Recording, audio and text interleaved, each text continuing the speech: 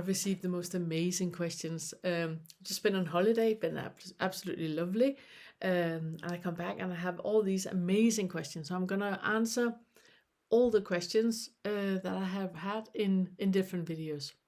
The first one here is Suresh that is asking, thank you so much for the videos, huge appreciation. I'm looking for some guidance and pointers on the below query if possible. The shift from perceiver to observer mode seems to be herculean for me. In earlier occasions, the perceiver could control or influence the decision or the outcome. But now, by trying to become the observer, it becomes tough to draw boundary on where to step in and out on the decision-making process for anything. And Suresh, I completely understand what you're talking about. The issue that I hear is that you go into the head. So the first thing that we need to have completely clear is that you have the ego and you have the authentic. The ego is the one that is perceiving and assuming and experiencing and have opinions about. And the foundation of the ego is that I am not, I should be. So whatever is not okay. It needs to be different. The other part is the authentic. That is the observer. That is the one that whatever is happening is completely fine. Whatever I'm experiencing is completely fine, because whatever I'm experiencing is useful. There's opportunities for development in everything. That is the observer. What you're saying is that you struggle finding out when you're what.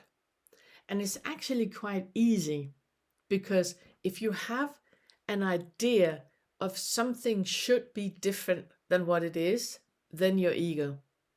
If you have a presence and a being where you're just with whatever is, then you're the observer.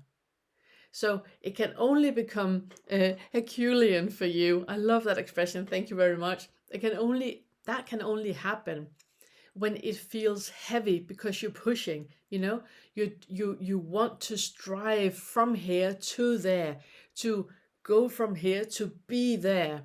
That is ego. And that is heavy.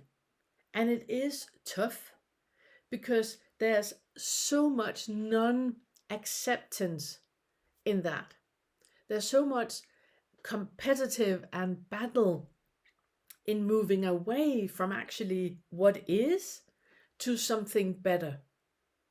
So it's in itself, it's very easy to find out when you are one and when you are the other.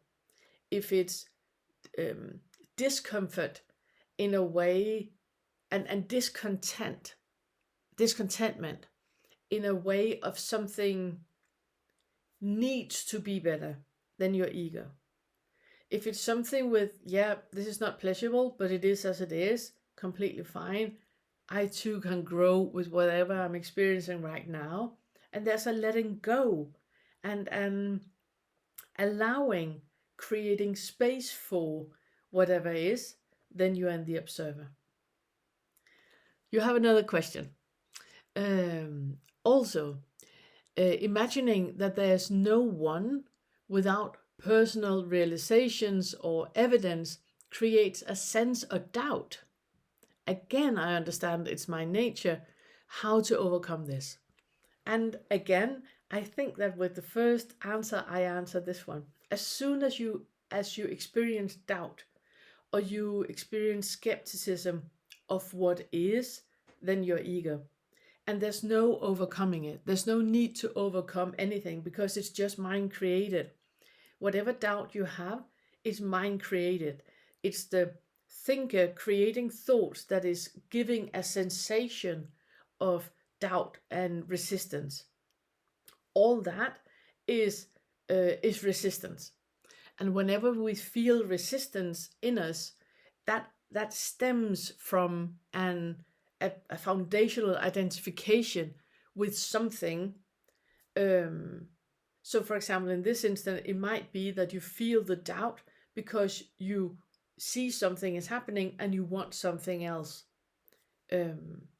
If instead, whenever you feel the doubt, that you just create space in you for doubt to be there, it's okay to doubt. And doubt will disappear. Just like whatever smell you smell, it will disappear. Whatever sound you hear, it will disappear. There's no need to identify with it. So doubt can arise and doubt will disappear. You don't need to do anything about it.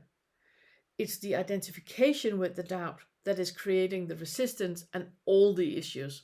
In itself, doubt is just doubt. Just like I have a cup of cold tea here, it's just a cup of cold tea.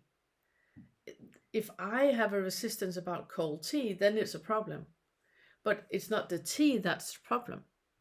It's the identification with a warm cup of tea. I want warm tea, not cold tea, that is creating an issue with the cold tea. The cold tea in itself is just cold tea.